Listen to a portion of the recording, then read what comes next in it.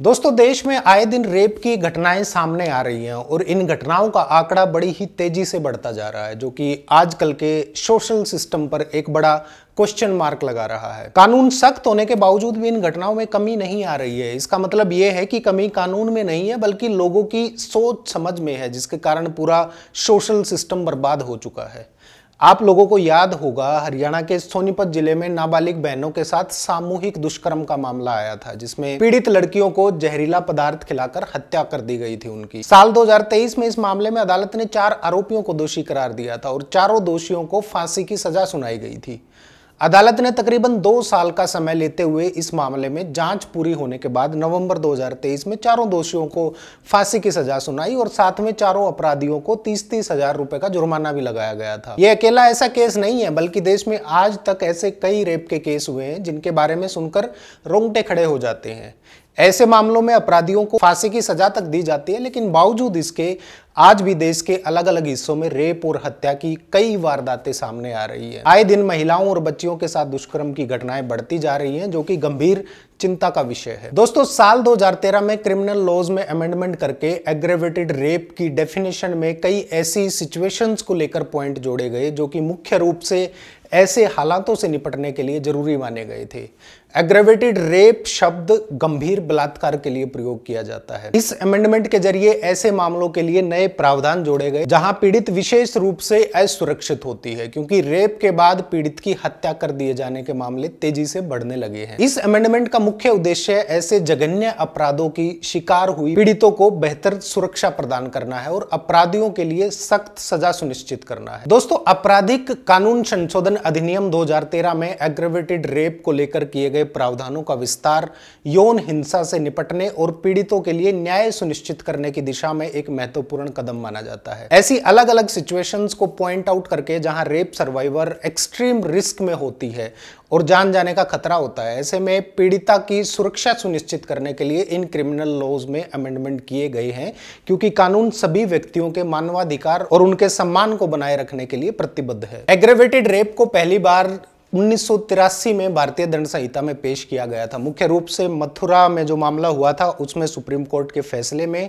इसके बारे में बताया गया था। बाद में साल 2013 में आपराधिक कानून संशोधन किया गया, जिसमें जस्टिस वर्मा समिति की सिफारिशों के आधार पर कई बदलाव किए गए। इस संशोधन का मुख्य उद्देश्य ऐसी सिचुएशंस को पहचानना है जहां बलात्कार पीड़ित विशेष रूप से असुरक्षित होती है। इस संशोधन के तहत साक्ष्य प्रस्तुत करने के लिए अलग अलग नियम और अपराधियों के लिए कठोर दंड से संबंधित प्रावधान किए गए हैं। हालांकि बलात्कार के बारे में कई सारी मिथ्स और स्टीरियोटाइप्स भी हैं, जो अदालतों में इन मामलों को संभालने के तरीकों पर काफी प्रभाव डालती हैं। दोस्तों, रेप के मामलों में कानून का एक फेयर इंप्लीमेंटेशन इंश्योर करने के लिए इन मिथकों और रूढ़ियों को दूर करना बेहद जरूरी है, क्योंकि ये न केवल ऐसे मामलों पर निर्णय लेने के तरीकों पर लागू होती है, बल्कि अपराधियों की सजा पर भी लागू होती है। इसलिए ये इंश्योर करना बेहद जरूरी है कि ऐसे मामलों में पूर्ण न्याय मिले और पीड़ितों को लीगल प्रोसेस के जरिए प्रॉपर सपोर्ट मिले।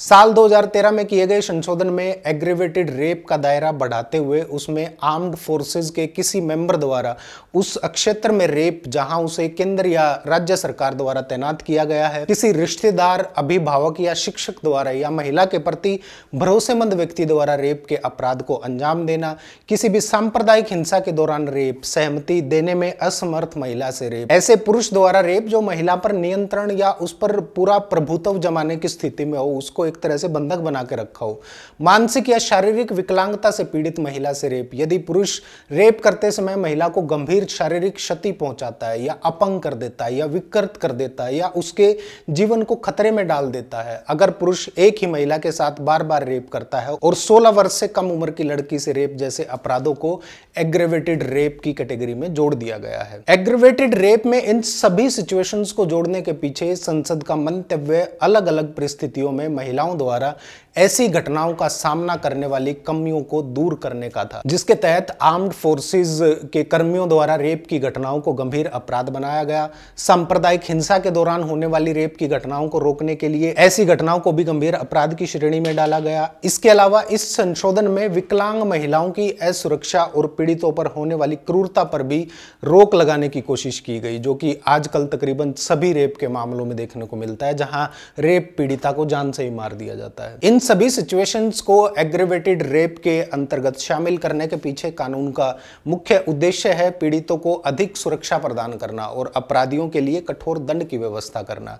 लेकिन जैसे आजकल के हालात हैं, लगता नहीं ये अमेंडमेंट ज्यादा प्रभावी साबित हो रही है। दोस्तों, राष्ट्रीय अपराध रिकॉर्ड ब्यूरो के आंकड़ों पर नजर डालें तो भारत में एक दिन में एवरेज 87 महिलाओं के साथ रेप हो रहा है और ये आंकड़े साल 2022 के हैं। दिल्ली पुलिस के रिकॉर्ड की बात करें तो राजधानी दिल्ली में एक दिन में 5 से 6 रेप के केस सामने आ रहे हैं। एनसीआरबी के ताजा आंकड़ों के मुताबिक साल 2021 के मुकाबले साल 2022 में रेप के मामलों में करीब 13% की बढ़ोतरी हुई है, जिसमें राजस्थान में 6,342, मध्य प्रदेश में 2,947, उत्तर प्रदेश में 2,845 और उसके बाद दिल्ली में करीब 1,252 रेप की घटनाएं सामने आई है। निर्भया मामला सामने आने के बाद लोगों में जागरूकता आई है, जिसका नतीजा ये हुआ कि रेप के मामलों की रिपोर्टिंग बढ़ गई। लेकिन आज भी घर के अंदर होने वाले ऐसे अपराध के मामले सामने नहीं आते, उनको वहीं दबा दिया जाता है। निर्भया का मामला सामने आने के बाद लोगों में जिस प्रकार से एकजुटता आई, रोष और संवेदनशीलता देखी गई, अब वो खत्म हो चुकी है।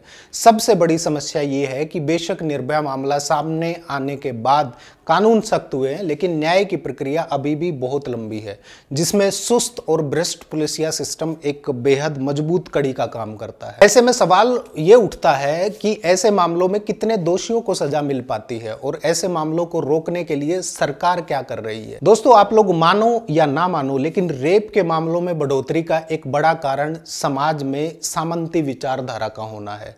पहली बात तो जब ऐसे मामले आते हैं तो उनकी चार्जशीट कम दर्ज होती हैं। उसके बाद अगर ये मामले दर्ज होकर कोर्ट में पहुंच भी जाते हैं तो उनमें से 2/3 मामलों में लोग ऐसे ही छूट जाते हैं। केवल 1/3 अपराधियों को ही सजा होती है। ऐसे में संदेश ये जाता है कि अगर कोई ऐसा अपराध किया गया है तो सजा से बचा जा सकता है। ऐसे में अपराध करने वालों में ये भावना मजबूती से घर बना लेती है कि ऐसा अपराध करने में कोई खतरा नहीं है, आसानी से छूट जाएंगे।